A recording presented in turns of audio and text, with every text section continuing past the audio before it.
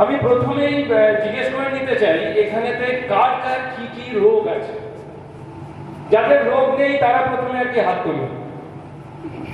যাদের রোগ নেই তারা প্রথমে হাত তুলুন।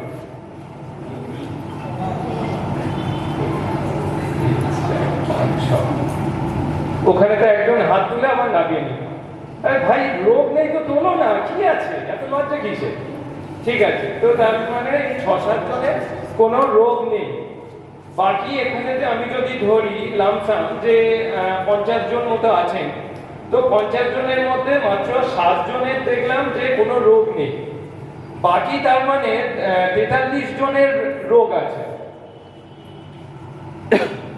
এখানেতে যারা যারা উপস্থিত আছেন তাদের মধ্যে কার কার সুগার আছে, প্রেশার আছে, কোলেস্টেরলের প্রবলেম আছে এবং ইউরিক অ্যাসিড বা কোনো বাতের, সোজা পাতি বাংলা ভাষায় বাতের একটি সমস্যা আছে, কাদের কাছে?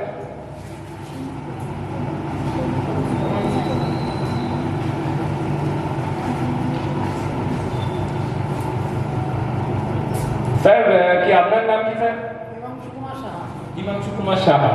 তো আপনার স্যারের কি আর কি অসুবিধা? আপনার ডায়াবেটিস আছে। ম্যাডাম আপনার high BP, diabetes, high BP, আর কে ছিলেন আপনি? ডায়াবেটিস। তো এই ম্যাডাম আপনার কোলেস্ট্রল, হাই কোলেস্ট্রল। তো এখানেতে একজন স্যারের আছেন ডায়াবেটিস, হচ্ছে কি ডায়াবেটিস, কোলেস্ট্রল, হাই বিপি, তাই তো? আমি এই 4 জনকে মেনলি ধরছি, যে 4 জনারই ম্যাটার। তো প্রথমেই বলি স্যার, আপনি কতদিন ধরে এই ডায়াবেটিসকে ম্যানেজ করে চলেছেন স্যার? আমার ডায়াবেটিস 32 বছর। 32 বছর। ম্যাডাম আপনি আর কি কতদিন ধরে হাই বিপি কে ম্যানেজ করে চলেছেন? 3 বছর। স্যার আপনি? 20 বছর আগে। আচ্ছা স্যার। আর ম্যাডাম আপনি? 2 বছর। তো 2 বছর ধরে আপনি কোলেস্টেরলের প্রবলেমে ভুগছেন। আপনি প্রায় কত বছর বললেন? 20 ইয়ার্স। 20 বছর ধরে ডায়াবেটিক্স, আপনি প্রায় 35 বছর ধরে ডায়াবেটিক্স, আপনি প্রায় 3 বছর ধরে হাই বিপি, তাই তো? তো আপনারা এই 20 বছর 35 বছর, মানে আপনারা তো ওনাদের তুলনায় ইয়াং, রোগের ডিফারেন্স আছে, তো আপনারা তো অনেক ইয়াং, তো এনারা অনেক আর কি এক্সপিরিয়েন্স, তাই না? তো এই এক্সপিরিয়েন্স, এই যে ওনারা 35 উনি 20 বছর ধরে সবকিছু ম্যানেজ করে চলেছেন, তো এই ম্যানেজ করে করে করে করে করে করে আজকে আপনার কি পরিস্থিতি? আপনি প্রথমে কি দিয়ে শুরু করেছিলেন, আজকে কি পরিস্থিতি? আমি প্রথম শুরু করেছিলাম ডায়েট কন্ট্রোল করেছিলাম আর ফিজিক্যাল পরিশ্রম আর এক্সারসাইজ। তখন যোগাতে আমি ঢুকে নিয়ে এক্সারসাইজ করতাম, মাঠে গিয়ে নিয়মিত হাঁটতাম, আর ডায়েটটা কন্ট্রোল ছিল, তাদের 6-7 বছর কন্ট্রোল ছিল। পরবর্তীকালে আস্তে আস্তে একটা মেডিসিন শুরু করেছিলাম। দীর্ঘদিন মেডিসিন হয়ে কমপ্লিট করার পর আমি প্রায় 10 বছর পর ইনসুলিন নিচ্ছি। কিন্তু আমি যেটা মেনটেন করি মেইনলি ডাক্তারের যোগার সাথে যখন যুক্ত হয়েছি 15 বছর যাবৎ। তো আপনি স্যার 10 বছর ধরে ইনসুলিন নিচ্ছেন, তার আগে আপনি ডায়েটের মাধ্যমে এবং বিভিন্ন যোগের মাধ্যমে আপনি ট্রাই করেছিলেন যে সেটাকে ম্যানেজ করার। আমাদের অ্যাকচুয়ালি সবাইকার মেন প্রবলেম হচ্ছে এটাই, সরি আসবে তো? হ্যাঁ, সবাইকার মেন প্রবলেম হচ্ছে এটাই যে আমরা সবকিছুকে ম্যানেজ করতে চাই। আমাদের এই শরীর আমরা যেটা ফিজিক্যালি দেখছি, সেটা তো হচ্ছে একটা অন্নময় কোষ, যেটাকে আমরা অন্ন খেয়ে খেয়ে খেয়ে খেয়ে তৈরি করছি, ঠিক আছে? এটা হচ্ছে অন্নময় কোষ। তো কিন্তু অ্যাকচুয়ালি এই অন্নময় কোষের ভেতরেতে যেটা কাজ করে সেটা হচ্ছে প্রাণময় কোষ, কি তাই তো? প্রাণময় কোষ। প্রাণময় যে কোষের ভেতরেতে কে কাজ করে? আমাদের মনোময় কোষ। তো যখন মনোময় কোষ, প্রাণময় কোষ এবং অন্নময় কোষ একটা স্ট্রেট লাইনেতে থাকে, তখন আমাদের বিজ্ঞানময় কোষ জাগরিত হয়, তাই তো? তখন আমাদের বিজ্ঞানময় কোষ জাগরিত হয়। বিজ্ঞানময় কোষ কি? বিজ্ঞান ইকুয়ালস টু সায়েন্স নয়, কিন্তু সংস্কৃতের কোনো কথারই ইকুয়ালস টু কোনো একটা ইংরাজি শব্দ নয়, সেটা আমরা এখন ভোকাবুলারিতে করে নিয়েছি, কিন্তু অ্যাকচুয়ালি সেটা নয়। বিজ্ঞানের অ্যাকচুয়াল অর্থ হচ্ছে বিশেষ জ্ঞান, যেটা আমাদের 5টা কর্মেন্দ্রিয় এবং 5টা জ্ঞানেন্দ্রিয়ের মাধ্যমে অর্জন করি, সেটাকেই বলা হয় বিশেষ জ্ঞান। তো এই বিশেষ জ্ঞানের মাধ্যমে আমরা যে এক্সপিরিয়েন্সকে গ্যাদার করি সেটাই হচ্ছে বিজ্ঞান। তো এই তিনটে যখন একটা সমান্তরালেতে থাকে তখন আমাদের বিজ্ঞানময় কোষ জাগরিত হয়, বিজ্ঞানময় কোষ জাগরিত হলে আমাদের আনন্দময় কোষ জাগরিত হয়। ঠিক আছে? আমাদের প্রথম রোগ শুরু হয় আমাদের মনোময় কোষ থেকে, মন থেকে।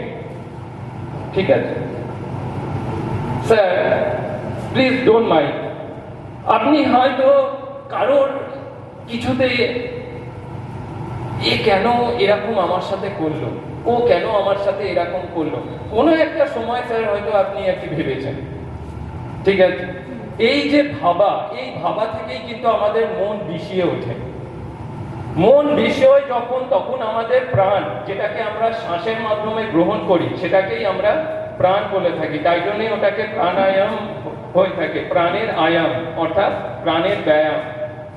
তো এই যে প্রাণময় কোষ, মানে যে প্রাণকে আমরা গ্রহণ করছি, যখন মনোময় কোষ বিষচ্ছে তখন আমাদের প্রাণময় কোষ বিষিয়ে যাচ্ছে। মনোময় কোষ এবং প্রাণময় কোষ যখন বিষিয়ে যাচ্ছে তখন তার এফেক্ট করছে আমাদের অন্নময় কোষেতে। ঠিক আছে? কিন্তু আমরা মেডিসিন খেয়ে সেগুলোকে ম্যানেজ করার চেষ্টা করে চলেছি।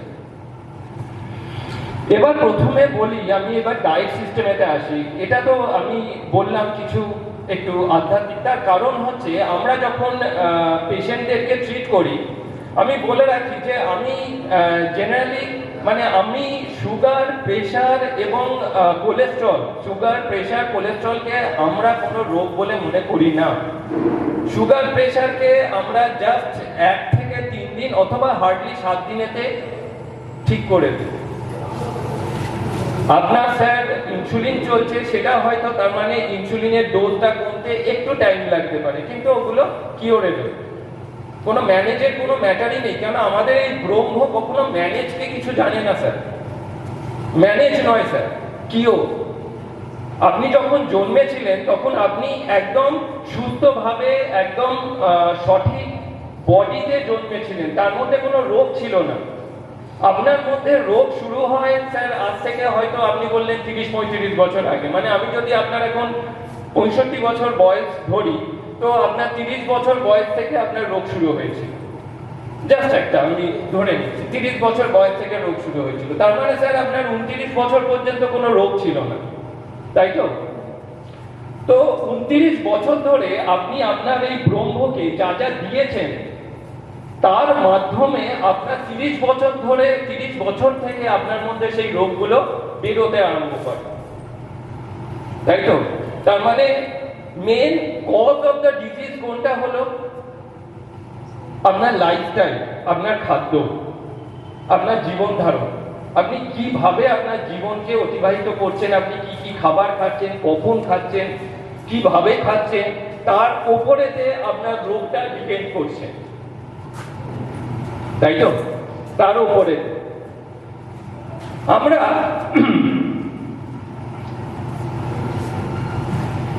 সাধারণত আমরা আচ্ছা একটা কথা বলুন, যে ব্রিটিশরা চলে গেছে প্রায় 75 বছরের ওপর, 75 বছর হয়ে গেল যে ব্রিটিশরা আর কি চলে গেছে, কিন্তু আমরা এখনো ব্রিটিশদের দেয়া 3টে জিনিস, ব্রেকফাস্ট, লাঞ্চ আর ডিনারকে ছাড়তে পারিনি কিন্তু। ঠিক আছে? এদিকে আমাদের মহান মহান ঋষিরা বলে গেছেন, 1 বার যোগী, 2 বার ভোগী, 3 বার রোগী। আর আমরা আর কি কতবার করে খাই? আনকাউন্টেবল, তাই তো? বেরোলাম, একটু দেখছি ফুচকা বিক্রি হচ্ছে, ফুচকা খেয়ে নিলাম, তারপর আর একটু গেলাম, একটু রোল, মোগলাই, যাই হোক খেয়ে নিলাম, নাকেতে গন্ধ এলো, ব্রেন হ্যামারিং করলো, ব্যাস সাথে সাথে। আর এখন তো আমাদের কাছে কোনো টাকা কড়ির কোনো সমস্যা নেই, অন্তত খাওয়ার দিকে। তো তাই জন্য আমরা সেগুলোকে খেতে থাকি। এবার ম্যাটার হচ্ছে আপনি স্যার যতবার খাবেন আপনি যতবার খাবেন আপনার প্যানক্রিয়াস থেকে ইনসুলিন ততবার সিক্রেশন হবে। যতবার ইনসুলিন সিক্রেশন হবে, যতবার ইনসুলিন সিক্রেশন হবে, ইনসুলিনের কাজ একমাত্র আপনার ব্লাড থেকে সুগারকে বের করে কোষের মধ্যে ঢোকানো নয়। ইনসুলিন একটা গ্রোথ হরমোন।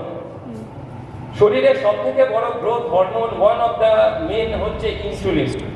তো সেই ইনসুলিন যতবার বেরোবে আপনার মধ্যে সমস্ত কিছুকে বড় করতে থাকবে। আপনার পেটকে বড় করবে, আপনার মুখকে বড় করবে, ঠিক আছে? আপনার ভেতরেতে যদি কোনো টিউমারাল গ্রোথ থাকে তাকে বড় করবে। আর আপনি আবার বাইরে থেকে ইনসুলিন নিয়ে যাচ্ছেন। ম্যাটারটা কিন্তু স্যার ইনসুলিনের নয়, ম্যাটারটা হচ্ছে ইনসুলিন রেজিস্ট্যান্স হয়ে গেছে আপনার বডি।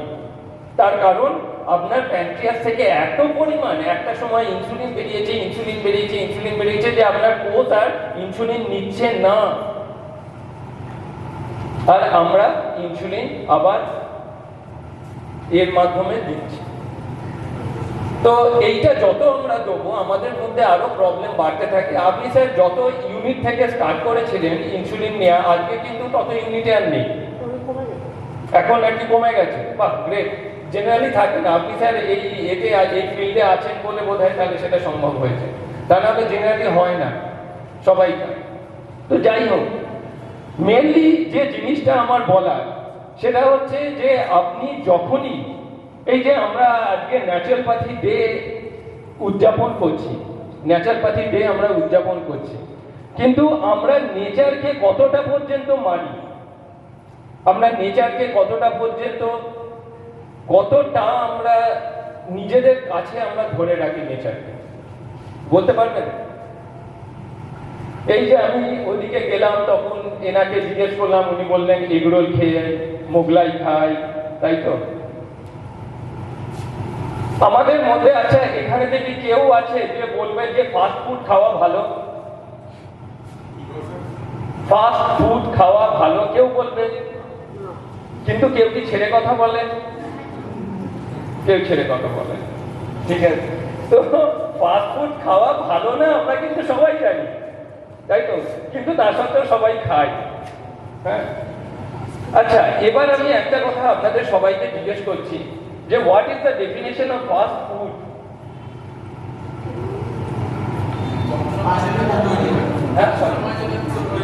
সবসময় যেটা তৈরি হয়, হ্যাঁ, কম সময় যেটা তৈরি হয়, হ্যাঁ বলো।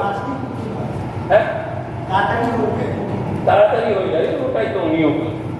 তো না, ফাস্ট ফুড যেটা যে ডেফিনেশন আপনারা বলছেন, ফাস্ট ফুড মানে যেটা খুব তাড়াতাড়ি ডাইজেস্ট হয়। কিন্তু আপনি যে এগরোল খাচ্ছেন, মোগলাই খাচ্ছেন, সেটা কি তাড়াতাড়ি ডাইজেস্ট হয়? বিরিয়ানি খাচ্ছেন, সেটা কি তাড়াতাড়ি ডাইজেস্ট হয়? সো সেগুলো ফাস্ট ফুড নয়। ইভেন সেগুলো তো কোনো ফুডের পর্যায়েও পড়ে না, সেগুলো তো জাস্ট আমরা আমাদের এই ব্রেনের হ্যামারিং এর কারণে এবং আমাদের এই 2 ইঞ্চির যে ম্যাটারটা আছে এইটুকুনি, ঠিক আছে, এইটুকুনির জন্য আমরা খাই। তারপর এর তলাতে সব জিনিসই এক। আপনি যদি শুক্তো খান সেটাও এর পর থেকে এক, আপনি বিরিয়ানি খান সেটাও এর পর থেকে এক। তারপর আর কোনো স্বাদ বলে আপনার কাছে কোনো কিছু ম্যাটার নেই, তাই তো? তো ফাস্ট ফুড মিনস হচ্ছে যেটা তাড়াতাড়ি আমাদের শরীরেতে ডাইজেস্ট হয়ে হজম হয়। কিন্তু আমরা যেগুলোকে ফাস্ট ফুড বলি অ্যাকচুয়ালি ওগুলো তো না ফাস্ট না ফুড, ওগুলো হচ্ছে ডাস্টবিনে ফেলার জিনিস, সেগুলোকে আমরা আমাদের শরীরেতে দিই। ফাস্ট ফুড আমি কোনটাকে বলবো? কলা ফাস্ট ফুড, আম ফাস্ট ফুড, লেবু fast food.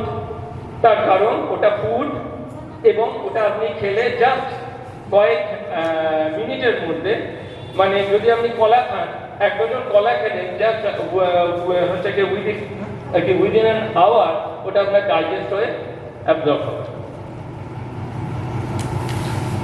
So fast food means যেটা আপনার মধ্যে ফাস্টলি ডাইজেস্ট হয়ে ফুড হিসাবে আপনার শরীর অ্যাবজর্ব করতে পারে, তো সেটা হচ্ছে ফাস্ট ফুড, সেটা হচ্ছে ফাস্ট ফুড।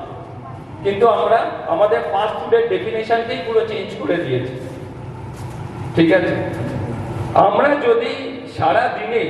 যদি সারা দিনেতে এই যে ফুডের যে কনসেপ্ট আছে সেটাকে যদি আমরা ঠিকঠাক ভাবে করতে পারি, তাহলে প্রথম কথা আমাদের মধ্যে কোনো রোগ থাকবে না।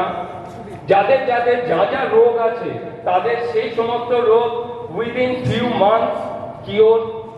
যাদের মধ্যে কোনো রোগ নেই তারা রেস্ট অফ দ্য লাইফ বিনা রোগেতে যেতে পারবে। আমরা জন্মেছি মানে আমরা মরবই, সেটা সবাই জানে। এমন কেউ নেই এখানেতে যে যারা জন্মেছে মরবে না, তা নয়। জন্মেছি মানে মরবই, কিন্তু তার মানে এই নয় যে আমরা 40 বছর 50 বছর থেকে রোগে ভুগতে দগতে তারপর মরবো, তা নয়। আমাদের লাইফ সেটা না, আমাদের পূর্বপুরুষরা সেটা কিন্তু করে যাননি আমাদের জন্য। কিন্তু আমরা আমাদের বর্তমানেতে আমরা আমাদের লাইফস্টাইলকে মেনটেন করেছি, যার দরুন আজকে আমাদের এই পরিস্থিতি। সব থেকে খারাপ বিষয় হলো যে আজকে আমরা যতদিন বাঁচবো আমাদের চিলড্রেনরা, আমাদের সন্তানরা ততদিন বাঁচবে না। তার কারণ আমরা আমাদের সমাজকে এমন একটা লাইফস্টাইল দিয়েছি আজকে, যার দরুন তাদের লাইফ টেনরকে আমরা নিজেরা কম করে দিয়েছি। কেন? অত্যাধিক ভালোবাসা, অত্যাধিক বেশি উল্টোপাল্টা লাইফস্টাইল জনিত ফুডগুলোকে তাদেরকে খাওয়ানো। ঠিক আছে, সো প্রথম ফার্স্ট আমরা ন্যাচারাল বার্থডে ডে উদযাপন করছি, কিন্তু আমরা কোনো ন্যাচারাল ফুড নিয়ে কোনো আলোচনা করিনি এখনো পর্যন্ত। আমরা শুধু যোগ, প্রাণায়াম, এই সমস্ত বিষয়গুলোকে নিয়ে আলোচনা করেছি। কিন্তু যদি আপনার আহারই যদি আপনার সঠিক না হয়, তাহলে আপনার মন সঠিক হবে না। আপনি যদি হিংস্রতার ভাবে কোনো কিছু খান, আপনার মন সবসময় চঞ্চল থাকবে। আপনি যদি সাত্বিক ভোজন না করেন, মানে প্রাকৃতিক আহার, প্রাকৃতিক অবস্থায় আপনি যদি গ্রহণ না করেন, তাহলে আপনার মধ্যে কমপ্লিকেশন বাড়বে, বই কমবে না। আপনি যা ইচ্ছা করুন, যোগ করুন, প্রাণায়াম করুন, যা ইচ্ছা করুন।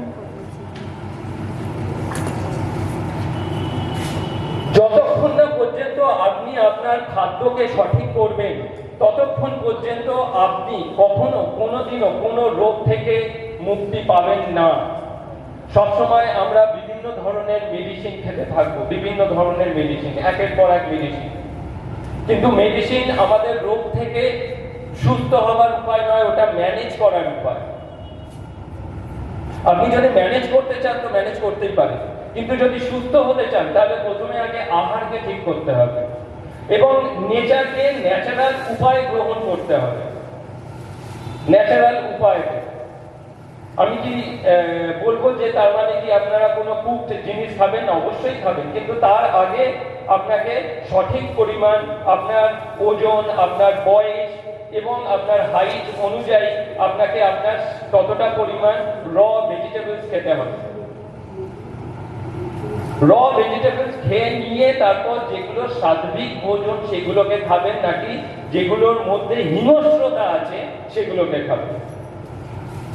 আপনি যখনই হিংস্রতা জনিত কোনো জিনিস খাবেন, আপনার শরীরকে এই ব্রহ্মকে দেবেন, তো আপনি কি করে ভাবলেন যে আপনার এই ব্রহ্ম শান্ত থাকবে? সেটা কখনোই শান্ত থাকবে না। তার কারণ আপনি একটা প্রাণকে খনন করে আপনি আপনার আহার করছেন। তো কোন সেন্সে আপনার এই ব্রহ্ম ভালো থাকবে? সেটা কখনোই থাকবে না। তো ফার্স্ট আপনাদেরকে সমস্ত ধরনের প্রাণীজ দ্রব্য, প্রাণীজ আহার থেকে বঞ্চিত থাকতে হবে। হ্যাঁ, খাবেন না, 9 মাসে 6 মাসে একবার খেলে, ব্রেন বলে তো কথা, তাকে তো সবসময় কন্ট্রোল করা যায় না। ঠিক আছে, 9 মাসে 6 মাসে একবার খেলেন, তাতে আপনার বডিতে অতটা ইফেক্ট করবে না। কিন্তু যেটা আপনি ডেলি বেসিসে খাচ্ছেন, সপ্তাহে 3 বার 4 বার করে খাচ্ছেন, সেটা খেলে আপনার মধ্যে কমপ্লিকেশন আসবেই। আজ আসেনি, কালকে আসতে পারবে। সেই কারণে ফার্স্ট আপনারা খাবার শুরু করবেন ফল দিয়ে। স্যারের যেমন সুগার আছে, ওনারও সুগার আছে, ওনারা হয়তো বলবেন যে না, ফল খাবো, ফল খেলে তো সুগার বাড়বে। কিন্তু মানে বিস্ময়ের ব্যাপার যে আমাদের কাছে যে পেশেন্টরা আসে তারা কিন্তু ফল খেয়েই সুস্থ হয়। তারা ওই 20 বছর 30 বছর ধরে সব মেডিসিন খাওয়া এবং ডায়াবেটিসকে মেনটেন করা, এবং ওনার মতো যারা থাকেন ইনসুলিন নেওয়া। ইনসুলিন আমরা অ্যাট এ টাইম স্টপ করতে পারি না, সেটা সম্ভবও হয় না, কেননা অনেক দিন ধরে বডিতে ইনসুলিন নিয়ে নিয়ে এমনই একটা পজিশন হয়ে যায় বডিতে, সেটাকে ইমিডিয়েটলি স্টপ করা সম্ভব হয় না। কিন্তু যত ধরনের মেডিসিন আছে সেগুলোকে স্টপ করা যায়, এবং ইনসুলিনের ডোজ ধীরে ধীরে ধীরে ধীরে স্টপ করা যায়। সেটা কিন্তু সম্ভব হয় একমাত্র ফলের জন্য, এবং যত মিষ্টি ফল হবে তত ভালো, যত মিষ্টি ফল এবং সিজনাল ফ্রুট। এই বলছি না যে আনসিজন ফ্রুট খেতে হবে, না, সিজনাল ফ্রুট। ব্রেকফাস্ট সবসময়, মানে দিনের শুরুতে যখন আপনারা খাবার খাওয়া শুরু করছেন তখন সবসময় ব্রেকফাস্ট অবভিয়াসলি ফল দিয়ে করবেন। ব্রেকফাস্ট, আপনি আপনার ফাস্টিংকে ব্রেক করছেন, ফাস্টিংকে আপনারা ব্রেক করছেন, মানে সেই সন্ধ্যেবেলা যে খাচ্ছেন তারপর যে সেই আপনি আবার সকালবেলা খাচ্ছেন, অর্থাৎ এই যে ইন্টারমিডিয়েট ফাস্টিং সেটাকে যে ব্রেক করছেন সেটা সর্বদাই ফল দিয়ে করবেন নাকি চা বিস্কিট দিয়ে করবেন? সবাই তো চা বিস্কিটটাই তো বেশি প্রেফার করে। তো চা বিস্কিট দিয়ে আপনি যখনই করবেন আপনার তখনই বিভিন্ন ধরনের কেমিক্যাল চেঞ্জেস ভেতরেতে হতে থাকবে এবং আর কি প্রবলেমটা বাড়তে থাকবে। তাই জন্য চা বিস্কিট দিয়ে নয়, ফল দিয়ে করবেন, ঠিক আছে? মিডিলেতে, দুপুরে এবং রাতের খাওয়াতে সবসময়তেই আপনারা যাই খাবার খান না কেন, যাই খাবার খান, কিন্তু তার আগে অন্তত আপনাদের বডি ওয়েট, হাইট এবং ওজন অনুযায়ী সালাড খাবেন, যেগুলো আপনারা খেতে পারেন, শসা, গাজর, টমেটো, মূলো, যা আপনারা খেতে পারেন সেগুলোকে খাবেন। আর সব থেকে বড় বিষয় হলো যে কখন খাওয়া উচিত, কখন খাওয়া উচিত নয়। প্রথম কথা হচ্ছে, যেমন 8টা থেকে খাওয়া শুরু, 8টার পর থেকে খাওয়া শুরু, সন্ধ্যে 6টার মধ্যে আপনার খাওয়া কমপ্লিট করতে হবে, উইদিন 6 কমপ্লিট করতে হবে। অ্যাকচুয়ালি ম্যাটার হচ্ছে সূর্যোদয় থেকে আমাদের খাওয়া শুরু, সূর্যাস্তের মধ্যে আমাদের খাওয়া শেষ। আচ্ছা, আমরা তো আমাদেরকে সব থেকে ইন্টেলেকচুয়াল স্পিসিস বলি, তাই তো? এই যে কয়েক লাখ স্পিসিস আছে তার মধ্যে সব থেকে ইন্টেলেকচুয়াল স্পিসিস হচ্ছে মানুষ, তাই তো? আচ্ছা, এই উপাধিটা কে দিয়েছে আমাদের? কেউ বলবে? এই উপাধিটা কে দিয়েছে যে আমরা হচ্ছে সব থেকে ইন্টেলেকচুয়াল স্পিসিস? এই উপাধিটা কে দিয়েছে আমাদের? মানে নিজেরাই নিজেদেরকে বলে দিলাম যে আমরা হচ্ছে সব থেকে ইন্টেলেকচুয়াল, তাই তো? হ্যাঁ হ্যাঁ, মান এবং হুঁশ যেহেতু দুটোই আছে, তো তাই জন্য আমরা হচ্ছে সব থেকে ইন্টেলেকচুয়াল, তাই তো? একটা কুকুরকে বা একটা বেড়ালকে তোমার একটা প্রিয় খাবার দেবে, ঠিক আছে? তুমি দেখবে তোমার ওই প্রিয় খাবারটা সে শুকে চলে যাবে, সে খাবে না। কিন্তু আমরা শুকে আগে ওটাকেই খাবো। এই যে এগরোলের গন্ধটা নাকে ঢুকলো, আগে আমি কি এগরোল খাবো? তাহলে আমরা এখনো নিজেরা বুঝলাম না যে কোনটা আমাদেরকে খেতে হবে আর কোনটা আমাদেরকে খেতে হবে না, কিন্তু আমরা ইন্টেলেকচুয়াল স্পেশাল, তাই তো? আমাদেরকে আমাদের গৃহপালিত পোষ্য ছাড়া এমন কোনো প্রাণীকে দেখান যারা রাস্তায় থাকে, যারা বনেতে থাকে, তারা সন্ধ্যের পর খায়? কেউ আছে? কেউ নেই। একমাত্র আমরা হচ্ছি এতটাই ইন্টেলেকচুয়াল প্রাণী, ঠিক আছে, যারা সন্ধে হওয়ার পর ইভেন একজন তো 12টা 1টার সময় খায়, ঠিক আছে? সন্ধে তো দূরের কথা, 12টা 1টার সময় খাচ্ছেন তারা, ডিনার করছেন। আচ্ছা, আমরা হচ্ছি সব থেকে ইন্টেলেকচুয়াল প্রাণী। তো এই প্রাণীরা ছাড়া বাকি আর কোনো প্রাণী আছে যারা আর্ট থেকে ডিটাচ, যারা জুতো পরে ঘোরে, যারা ফ্ল্যাটেতে থাকে? আর অন্য কোনো প্রাণী আছে? কিন্তু আমরা ইন্টেলেকচুয়াল, তাই জন্য আমরা সবসময় জুতো পরে থাকি, মাটি থেকে ডিটাচ থাকি, ফ্ল্যাটেতে থাকি, অনেক উপরেতে থাকি, তাই না? কিন্তু আমরা ইন্টেলেকচুয়াল। তো আপনি যখন ন্যাচারাল পাথি নিয়ে বলছেন, কিন্তু আপনি নেচার থেকে দূরে যাচ্ছেন। ন্যাচারাল সব যা নিয়ম কানুন আছে সেগুলো থেকে দূরে যাচ্ছেন। আপনি সঠিক সময় খাচ্ছেন না, সঠিক জিনিস খাচ্ছেন না, নেচারের সাথে থাকছেন না, নেচারের নিয়ম অনুযায়ী চলছেন না। আপনি ঘুমোচ্ছেন 1টা-1:30টার সময়, ঘুম থেকে উঠছেন 7টা-8টার সময়। আমাদের ওঠা উচিত তখন ব্রহ্ম মুহূর্তে, মানে সূর্যোদয়ের অন্তত 90 মিনিট আগে, কেননা তখন এয়ার পুরো ফ্রেশ থাকে, তখন এয়ারেতে অনেক রোগকে সারানোর উপাদান থাকে সোজা ভাষায়। তাই জন্যই সেই সময়তে আসন প্রাণায়াম করার জন্য বারবার বলা হয়। তার কারণ সেই সময়তে আসন প্রাণায়াম করলে যে উপকারটা পাওয়া যাবে, দিনের অন্য কোনো সময়তে করলে সেই উপকারটা পাওয়া যাবে না, তাই তো?